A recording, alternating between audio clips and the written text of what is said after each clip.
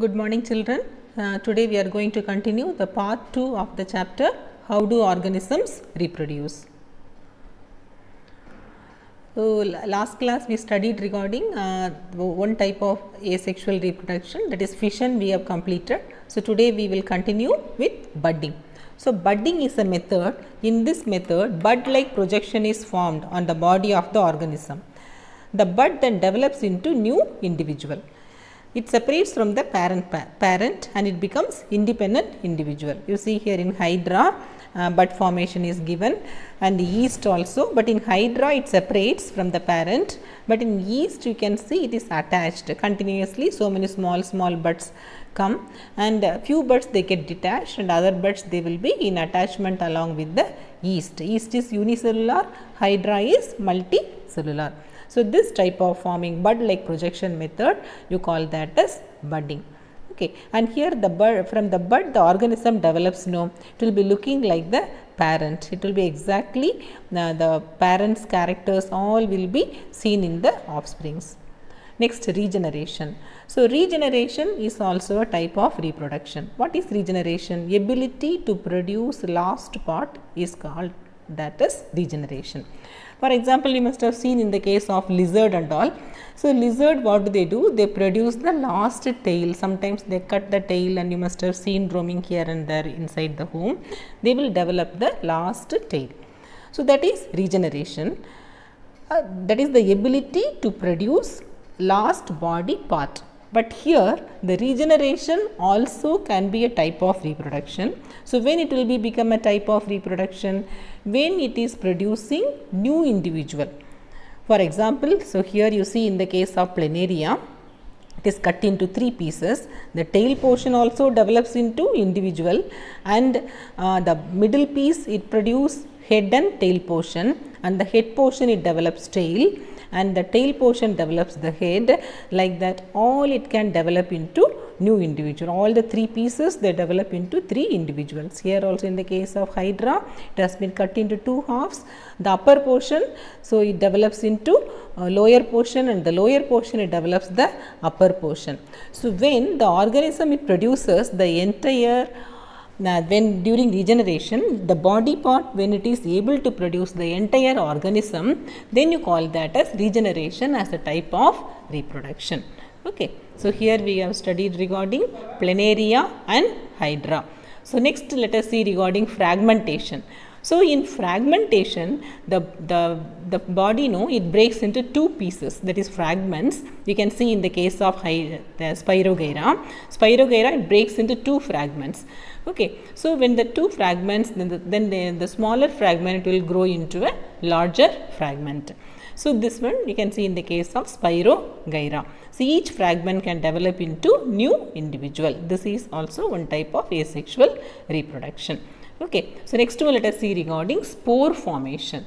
You must have seen in the case of bread and all. So bread, when it is fresh, it will be good, but if you are keeping the bread outside the fridge for 4 or 5 days, you can see some black colored spot and cottony moss and all developing on the bread. So that you call that as there is no bread mold. Okay, so this is the thing what we are seeing here. And why? First you can see the cottony moss, then later the cottony white color moss will develop into green color. Then when the bread becomes so bad, it is when it becomes spoiled, then it will develop black color spots and all. So that is the spore. So first it forms that is filament, cottony filament portion. This is the rhizoid, stolon and all formed. Then later it forms sporangium, and from the sporangium the spores are formed. Then it gives black color spot upon the bread. Okay, example rhizopus, mucor, penicillium. Penicillium, from there only we are getting the antibiotic penicillin. That is also coming under this category. So here it forms erectus. First it forms horizontal structure, then later it forms vertical structures, and the vertical structures you call that as sporangia, and from there the spores are formed. Okay, and the spores, so it can develop into new individual. You can see here the spores, it will float in the wind and it will go here and there, and it develops into new individual later wherever they are finding means no favorable conditions. That's why so nobody is putting fungus upon the bread, then automatically it grows upon the bread. Why is it like that? Because the fungal spores are seen here and there. Whenever they get favorable condition, they develop into new individual. You can see during rainy season, fungus growing upon the leather bags, and also your shoes also, when it is unused for so many days, it will develop upon that. That is due to the fungal spores, because the fungal spores, when they get favorable condition, they will develop. So next is vegetative propagation. This you can see in the case of plants. Okay, in the case of plants, the vegetative part of the plant, that is root, stem, leaf, any part, it develops into new plant, that you call that as vegetative propagation. So from the roots, some plants, they can develop sweet potato and all, that is root. So when you are planting the sweet potato, then it develops into big plant, then it produces lot of sweet potato from the roots. Then from the stem, potato is underground stem. Okay, ginger also underground stem. From the leaf, bryophyllum, you can see the leaf notches, it develops into small individuals, and like that. These all are different type of vegetative propagation. So when you see in the case of plants produced by vegetative propagation, they also can produce flowers, fruits.